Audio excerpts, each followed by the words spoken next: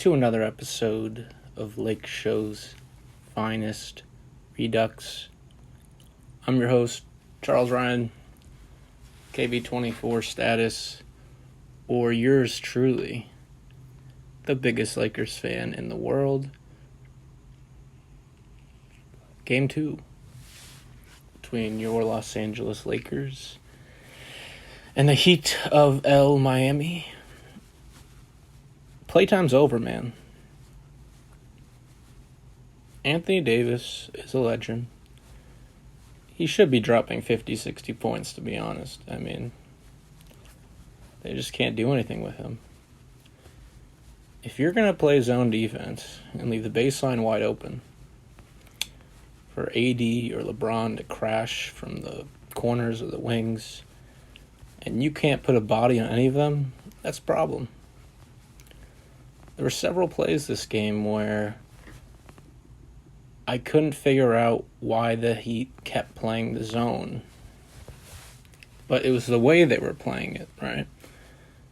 They would push so far up against a point guard who wasn't LeBron. Maybe sometimes Rondo, sometimes Caruso. Leaving the center wide open, right? LeBron would catch in the center, kick. But the center, the true center, is Kelly Olynyk, right? Who pushes towards the center. The guy in the center, LeBron, or sometimes Rondo, sometimes Caruso, leaving a big Anthony Davis wide open on the wing to either cut, make a three, or LeBron puts the ball up, passes someone else, and Kelly Olynyk is on LeBron while nobody is going to box out AD flying in. And if it is someone, it's someone who's 6'2", like Kendrick Nunn. Or someone like Jimmy Butler, who's 6'7". This guy has long arms. He's 6'11". This guy is arguably one of the greatest power forwards of all time. And he's just a monster. These little guys can't do anything. Really can't. It's clear he's just unguardable, especially against the zone. So I'm going to go quarter by quarter this podcast, break down what I saw, things I liked, things I didn't like, throw in a little bit of stats. So right off the bat, it was interesting. Danny Green was the aggressor. And in the first 3 minutes, he had a couple assists, had a basket. And, I thought, man, Danny Green looks nice. But then he gets hurt in like the second or third, and we're very fortunate that he came back. But keep your eye on that. Danny is a little bit older, and we need him. I know he was terrible from the 3-point line. There was a point in the fourth quarter when he came back in, and he missed 3 consecutive threes from the same exact spot, and one of those was in the same possession, back-to-back threes, wide open, always wide open, man. Nobody guarding anybody. And, this game, I should start with this. They're wearing the Mama jerseys, and they're like, 3-0, 4-0 with those Mama jerseys on. And I don't think they're going to wear them again unless it goes to a game 6. Because I think the order is then, the next game I think they're going to wear white, and then purple, and then yellow, and then Mamba, which would be like game 6 or 7. I don't know, but we're undefeated in these jerseys. Man, Kobe's with them. One cool thing I saw was the scoreboard. Whenever it would come back after timeout, the scoreboard would pop up. The Lakers were in black on the scoreboard. The Heat, I think, were in red on the scoreboard. And the little, the heart logo with the 2 in it would be on the scoreboard for a second when it would pop up. I thought that was really cool that ESPN had that there. But these jerseys must be good luck. Man, even for AD, man, he made that buzzer beater against the Nuggets in those jerseys. So they brought him out at the right time. Going up 2-0 is obviously much better than best of 5 tied 1-1. The Heat were really small to start. I mean, Myers Leonard started the game, and then he didn't really come back in that much. I think he only played, I want to say, 20 minutes.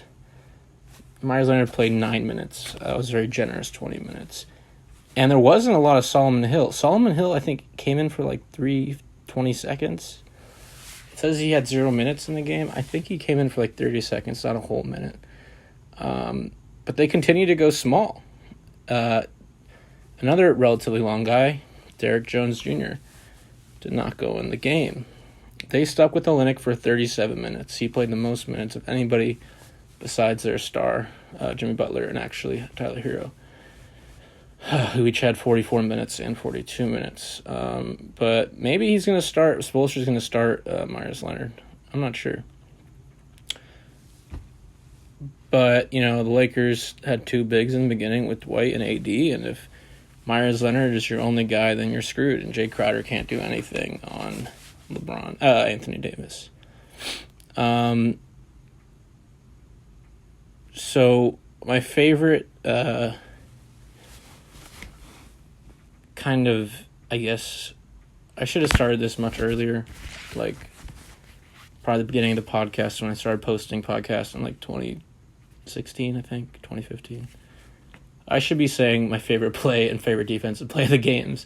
So my favorite play of the first half, though, was actually offensively. It was the let's start with defense. Dwight's block on Jimmy Butler in the first few minutes. That was great. He set a tone. I'm not going to let you waltz in here, even though he did quite a lot and got layups. Shot a lot of free throws. Actually, shot 12 free throws. But that was my favorite defensive play early in the first when Dwight really just stuck with Jimmy and blocked his you-know-what. My favorite offensive play was probably the play where in the second quarter when the Lakers literally got an and one within 3 seconds of the shot clock going off. There was an out-of-bounds play, at the Lakers' defensive side, and they inbound to Rondo. Rondo throws it 60 feet to 80, alley-oop for an and one, and that took 3 seconds off the shot clock. That was awesome, man. And Kelly Olynyk was arguing about getting a foul, and he was late, and that just shows how versatile AD, man, is, just running down the court as fast as possible, catching him mid-air, getting an and one. And, man, AD, he's going to be a lot of my favorite plays probably forever. Hopefully he gets that big contract. But those are my two favorite offensive defense plays of the first half. They fed the bigs early, trying to get them going. Dwight was really awesome early. I think he had like 6 or 8 points in the first quarter. He played really well. Dwight had a couple really nice assists. I really like how Dwight he's not obviously Jokic, it's a terrible comparison. But he really is kind of like Nurkic a little bit on the Blazers, kind of seeking out cutters heading to the basket, and Dwight was pretty good with that. Dwight was credited with, I think, 2 assists. It only says 1 on here. That's a mistake. And those 2 were awesome, and they were all really early. So he came out big. He had like 6 points in the first quarter. I think it was first quarter mostly. Dwight also had that big defensive play, and he played more minutes than I expected. He played 17. But they fed AD early, and the first half he was like almost like 100% from the field. He was awesome. Through 3 quarters, he was like only missed 1 shot. In the beginning of the third quarter, he went off. So we fed them early, got them going. We were really attacking Jimmy Butler early. Dwight did cut those swats, 1 or 2 swats on him. But we were trying to bait him into the lane. And we baited him so much that he turned into a passer. And he was thinking pass first. And that's a problem. Like when your best player's mindset changes from score to pass late in the game, and in an NBA Finals game where you just change up this guy's strategy. He did get to the rim. He only made 7 shots, but he did have 11 free throws made. But he had 13 assists. And when you have 13 assists in a game and you still lose by 10 points, that means those 13 assists should be like 8. And those other 5 assists should turn into your shots. Because Jimmy is better than 25 points, 7 for 17 from the field. So we really attacked him, forced him to the paint. we hedged on him, put 2 on him, and made it difficult for the most part. We did foul too much, but, I'd rather have foul Jimmy a lot than let all these wide open spotter shooters, make these shots. And, the Heat were, pretty good from the 3, but, Jimmy only shot 1 3-pointer. So we're really forcing him into the lane, kind of like James Harden a little bit, how a lot of teams would force him into the lane and make him make a play and get beat from the 2 rather than beat from the 3. So we started 14-8 in the first 5 minutes of the first quarter. That was a great start. The first 6 minutes of the last game, we were down, I think, by 10 maybe. I think it was 23-10, maybe 13. So we completely turned that around. We did not want to get down like we did the first game and have to work our way back into it a little bit. So that was an excellent start. Really just made big changes and attacked that zone really as the best that you possibly could. The Heat led by 2 points with 4 minutes into the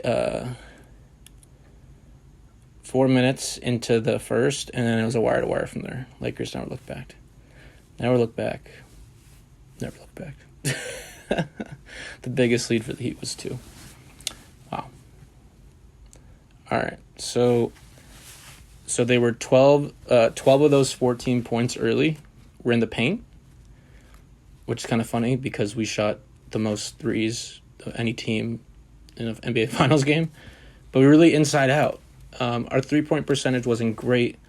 We made a pretty good amount of threes, but, we really mixed up our game.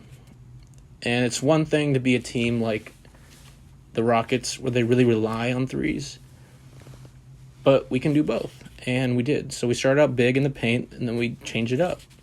Got to throw different actions at this zone because you don't want to be repetitive in this zone.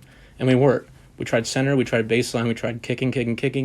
We did so many things really well. And a lot of these 3-point shots were wide open. And the Heat were like, we want them. We want KCP. We want Danny Green. We want Caruso and Kuzma and Markieff to beat us from the 3. And that's fine. Collectively, those guys weren't perfect from 3. But then you can't give up, 50? They gave up 34 points in the paint in the first half. You can't do... You got to pick your poison, and they were picking the wrong poisons. I don't know. It's just their strategy was just weird there. Because if you're gonna give up threes, don't make them wide open threes. Because I would say half the Lakers 3 were clearly wide open.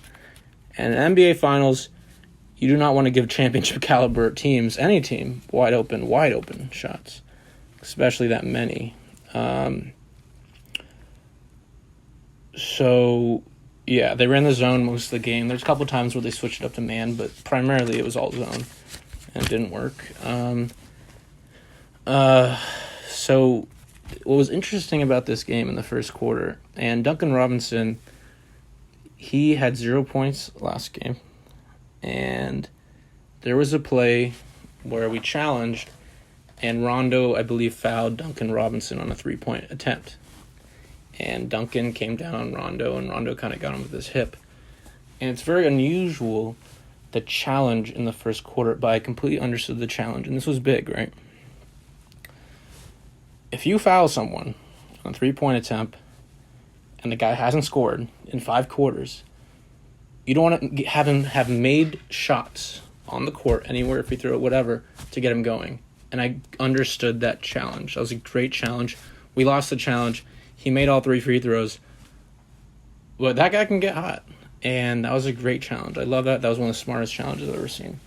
So you don't want this guy to get going. And, yeah, so that was a great challenge. So, yeah. Yep. That was a good one. I'm just going through my notes here. In the second quarter, Rondo was literally awesome. He's clearly the third option.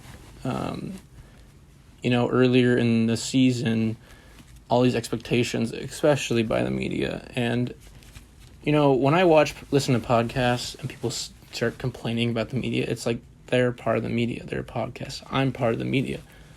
But I'm not doing conjecture. I'm not here to just make wild assumptions and just say BS that could get clickbait, because I don't get that many views anyways. So this is just honestly, like, Rondo is the third option. It's not Kuzma. You know, Jalen Rose, love the guy. He was saying Kyle Kuzma has to be the third option for the Lakers winning the playoffs. That's not true. And Vogel said the third option is the open man. And Rondo isn't the open man all the time. He's controlling the game, and he's clearly a third option, and he's awesome, man. Playoff Rondo.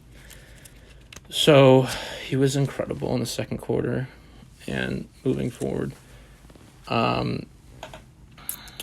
There was minimal man-to-man in the first half.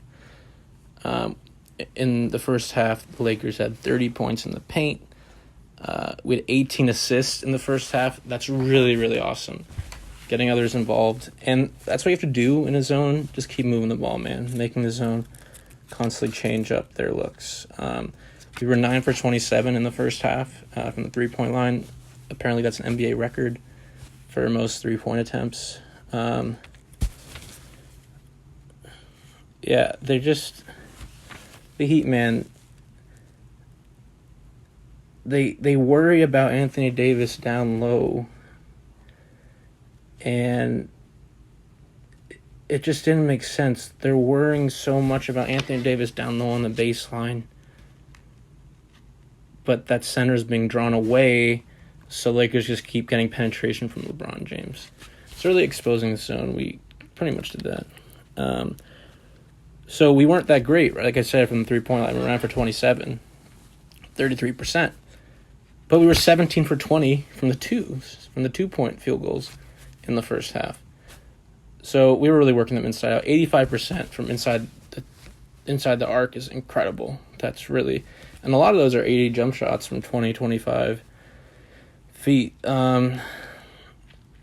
So, yeah. We were 55% from the field in the first half as well. So we missed 18 threes, yet we maintained 55 crazy percent from the field. My favorite play of the first half, offensively, was all the times Anthony Davis crashed the boards and got easy putbacks.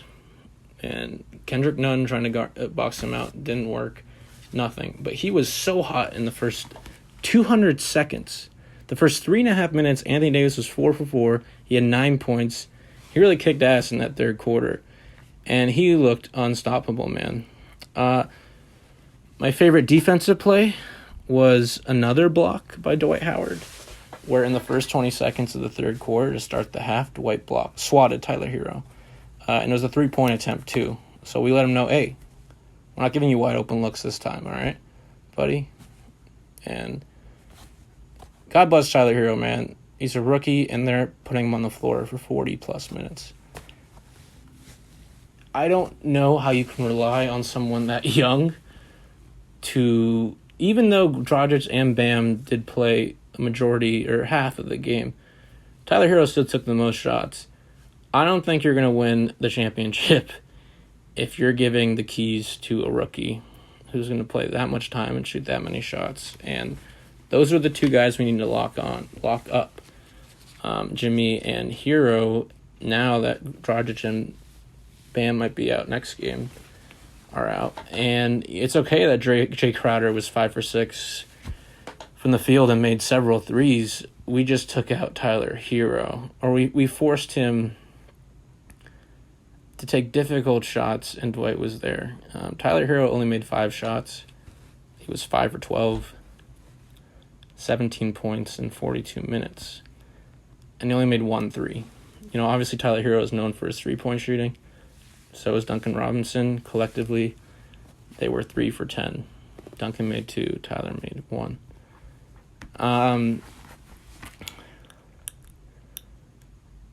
Yeah, I mean, I keep coming back to this on my notes. How many times I would write down how terrible the Heat defense is.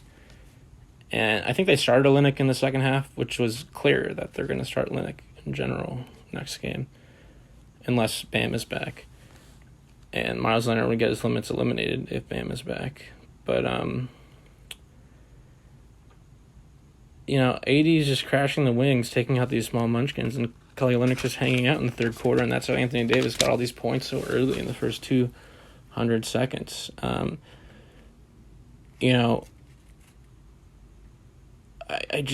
We crashed them in the paint, made constant wide open threes, and we just punished their defense. I keep harping on the defense, but it's just our defense is really good, and their defense is not. That's it. That's all that matters, really.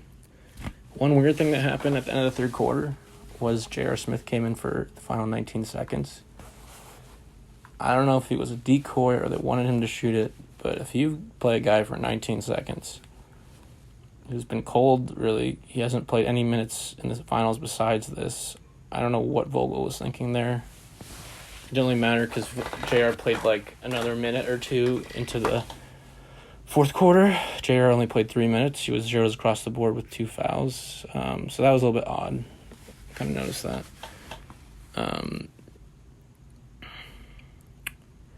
The Heat made 25 straight free throws through 3 quarters. I don't know why we kept sending them to the line. I mean, collectively, LeBron and AD only shot 6 free throws through 3.5 quarters. I mean, I don't know what they're doing, man. Did the refs just change sides? Because last game, the Lakers shot way more free throws than the Heat, and then it just flipped. I don't know if the Heat did what the Nuggets did, where they called the NBA offices and said, "Hey, let us get some fouls." But LeBron James and Anthony Davis got hit more than 3 times in 3.5 quarters. All right, 6 free throws is not okay for the 2 best players in the game. That doesn't make any sense to me. So in the fourth, this was probably the most interesting fourth quarter of the 2 games because, well, obviously the other one didn't matter, it's garbage time, but this is probably the most interesting fourth quarter of the playoffs because the defense really tightened up and the offense was booming in the first 3 quarters from both teams, and the offense just tightened, okay? Each team scored 21 points in the fourth quarter. Meanwhile, through the first 3 quarters, the Lakers were averaging 30, 32 points each quarter. I'm sorry, the Nuggets were averaging 32 points, three quarters, and the Lakers are averaging 34. So everything was magnified defensively. And it was just a freaking slugfest at the end. It really was. So the Lakers, I think, did a really good job this game of not getting too high and too low. The bench was, of course, celebrating every time, but big shots would happen. Anthony Davis would make crazy shots, no celebrations on the court. Laser focused. I mean, Markieff would make big shots, and he really wouldn't get that much of acknowledgement on the court, maybe a high five, but there wasn't any celebrations. They were locked in, and they just stayed mellow. And that's good. When you have a team like the Heat kind of hanging around, they're down by 18, they're down by 7, they're down by 10 through 36 minutes. It's really important not to get too high in those moments and let a big lead slip. And a couple times we gave up we gave up spurts of runs to them, but we always bounced back. Yeah. So we attempted the most 3-pointers of any team in playoff history, like I said. That's just crazy to me. And that's the game, man. Those are my notes. Breaking down quarter by quarter. I hope you like it. More than just stats here. Those are my thoughts about what the hell we're doing and how we're winning. Because we're going to sweep this series unless some miracle Goran Dragic fixes his foot from the medical gods. But a plantar fasciitis tear usually takes several weeks to heal. And I remember that game when Pau Gasol went down with a tear, plantar fasciitis, injury against the Brooklyn Nets, and this was like 2011, I want to say, 2012, something like that. And that was really bad, and he was dealing with that for a while. So this is over. It's easy to say, this is like over, but it really is. We figured them out. There's nothing they can do. Their role players aren't playing really that well. You put the ball in Jimmy's hand to do everything like LeBron. He's not LeBron. It's nice he had 25, 13 assists, and 8 rebounds. But, he doesn't have another Anthony Davis there next to him right now. Bam is out. So that is the breakdown. Here are the stats. I've been talking for a while, so I'm going to make this kind of fast. The final score, 124-114. The Lakers, the game was tied twice. The longest run was 8, I believe, by the Heat. There was 4 lead changes, all in the first quarter. The lead changes. The Lakers had 16 offensive rebounds. Man, you can't give up 16 offensive rebounds to anybody in a playoff game. The Heat are better than that, okay? That is detrimental. And there was a couple missed free throws the Lakers had. And the Lakers just got second chance opportunities, mostly from Anthony Davis, which never happened. And a lot of times, the missed free throws, we go to someone like KCP or Rondo sometimes. And it's like, how does a guy who's like 6'1 or 6'3 get that? Didn't make that much sense to me. Anthony Davis had, he had 8 offensive rebounds. Anthony Davis had more offensive rebounds than defensive rebounds. He had 8 offensive, 6 defensive, 14 total. And what's really important here is I remember, in the Nuggets series, Anthony Davis had a game where he had 0 rebounds and 1 rebound and 2 rebounds. I guess that's just completely changed, and that was an anomaly because he is all over that stuff, and he doesn't have Jokic guard boxing him out or anything. It's white boy Kelly Olynyk.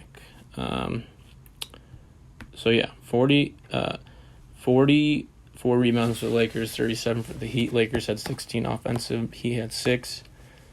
29 assists for the Heat, 32 for the Lakers. Like I said, we had 18 in the first half. That's really solid. We had 6 steals. He had 2. The turnovers were very low this game. And half of them were, really silly. I remember, if Shaq and the Fool is going to be a thing for the finals, which the TNT has done, but they'll probably do it on YouTube. That Caruso turnover where he threw the ball 20 feet above LeBron James cutting in for an alley-oop was outrageous. Really was. But only 9 turnovers for each team. Lakers had 3 blocks. The Heat had 1 block. The field goal percentage was pretty much identical. Both teams shot 50%. The Lakers took 26 more shots than the Miami Heat. That's incredible. We were 49 for 97, and they were 36 for 71. We made 16 threes, but we attempted 47, like I said, most ever, for 34%, which 34% isn't terrible. That's actually, relatively decent. The Heat were 40%, 11 for 27, but, we made a bigger clip, and they may have shot better, but all of those 26 more shots are all more more 3-point attempts that we can afford to use to shoot that many. Free throw percentage. The Lakers missed 7 free throws. We were 58% from the free throw line. We were 10 for 17. If you make half of those, 4, different outcome, I think, mentally. And we need to get more free throws with LeBron and AD. The Heat, though, man, they shot 34. They shot twice as many free throws as us, 34. They were 31 for 34. Kelly Olynyk missed a couple. I think Jimmy Butler missed 1. He missed 1. But the Heat, 91%. I don't think there will be a single game for the rest of the series where the Heat will shoot 34 free throws. That's ridiculous. And it's my understanding that the Heat had the second. They're the team in the bubble in the playoffs, or I think in the bubble overall, that went to the free throw line the second most of any team. That's outrageous, 34. And we got in foul trouble. We fouled way too much. We got them in the bonus early in most quarters, and we can't do that again. LeBron talked after the game about looking at the game tape again in a win and the things that they need to work on. And a clear thing is just not fouling. No silly fouls. There was a lot of fouls that were just unnecessary. Dwight had a few. Rondo had a few. Caruso had like one or two. So, yeah. And even if they're 50-50 fouls, don't give the refs a reason to blow the whistle, really. So, yeah, that's the matchup. The Lakers, their points in the paint that they shot. Oh, wait, here it is. They made 56 points in the paint. That's really just kicking their ass there. The Heat made 46. I don't know if that's accurate, man. It did not feel like 46, but that's what it is. We fouled 26 times. Should never happen. The Heat fouled 23 times, and I guess half of those were just non-shooting, whatever. Points off turnovers, each team had 8. And I can't find the offensive and defensive rating, which is really unfortunate. At least right away, I can't find it. But in the next couple of games, the final 2 games, fingers crossed that I will find those. Now for the player stats. LeBron James, 39 minutes, 33 points, 9 rebounds, 9 assists, 1 steal, 1 block, 0 turnovers for LeBron James in 39 minutes. Only 2 fouls. Another almost triple-double. Last game, I think he was 1 assist or 1 rebound away from a triple-double. But again, man, 33 points, shooting 56%, 14 for 25 from the field, 3 of 8 from 3 for him. That's pretty good. Last game, I think, only made 1 3, so he looked much better from there. But he did miss 3 free throws, 2 for 5. But yeah, LeBron AD finished with 6 free throws, 3 for 6. That's ridiculous. Anthony Davis shot the ball 20 times, and he only had 1 free throw attempt, which was the and one on that, my favorite play, where Rondo threw an alley-oop to him 60 feet after an out-of-bounds play. Anthony Davis, 39 minutes, 32 points, 15 for 20 from the field for 75%. Made 1 3, shot 1 3, 14 rebounds, 1 assist, 1 steal, 3 turnovers. So Anthony Davis had a third of the turnovers. Kyle Kuzma had a third of the turnovers with 3-2. Kyle Kuzma was kind of careless. When he first came in, he was missing shots and turning the ball over, and then he really turned it around there. So I liked the just overall mentality of this team. Not getting too low, not getting too high. Kyle Kuzma not bugging out. KCP was 1 for 10 from the three-point line. 4 for 14 total. And he took that 3 at the end of the game in the corner with like a minute and a half to really seal a victory, and he made it with confidence. Didn't doubt himself to shoot it. He kept shooting. LeBron trusts his guys to shoot the threes no matter what, if they're in rhythm or they're not. And if they're wide open, why not? So, Dwight Howard, 17 minutes. I thought I'd see him again in the fourth quarter, but he didn't really come back in. I guess we just wanted to continue with the small ball, which made sense because AD was killing everyone. 17 minutes for Dwight Howard, 6 points, 3 for 3, 0 for 3 from the free throw line. Got to work on those. I think on one of the misses, we got an offensive rebound, though, so that's good. Dwight had 2 rebounds, 1 assist, and he had 2 big blocks. He had 4 fouls. Danny Green, not a good night, man. He started out nice, like I said, but after the injury, he was just pretty bad. Defensively, he was fine, but he only played 22 minutes, and usually he probably averages between 20 and 28 minutes. But I hope he's okay. Got to keep an eye on that. He had 22 minutes, 3 points, 1 for 8 from the field. Every single one of his shots was threes. He penetrated once in the beginning, and that was an alley-oop to Dwight. So I like to see him not really settle, and I get it because all his attempts, the majority of them were wide open. But I think he has to change it up a little bit. If Danny Green shoots 1 for 8 again next game, I don't know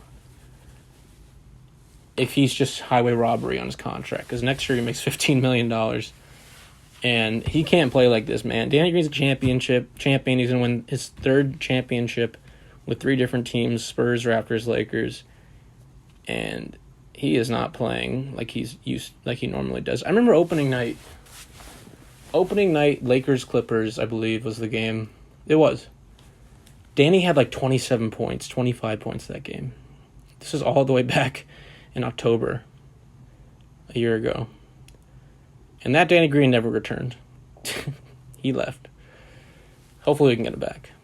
KCP, 31 minutes, 11 points, 4 for 14 from the field, 2 for 11 from 3 for 18%.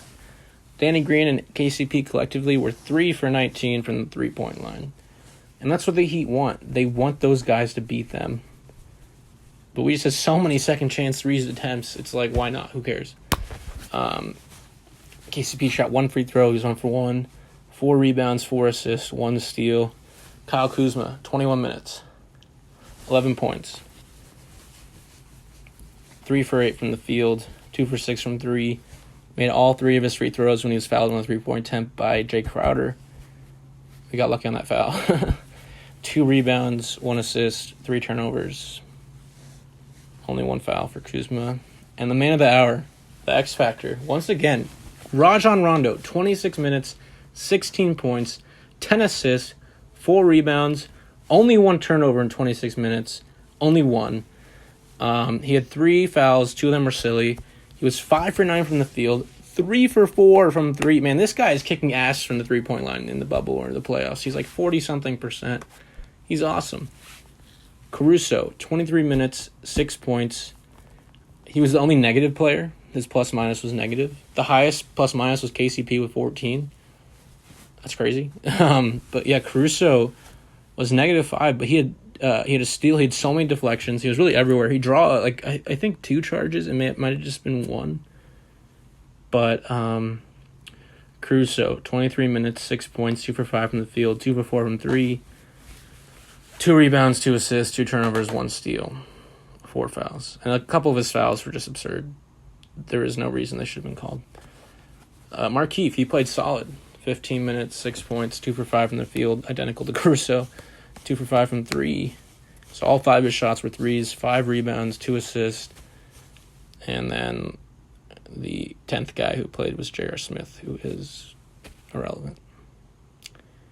Like I said, zeros across the board, only 2 fouls in 3 minutes. Let's go to the Heat.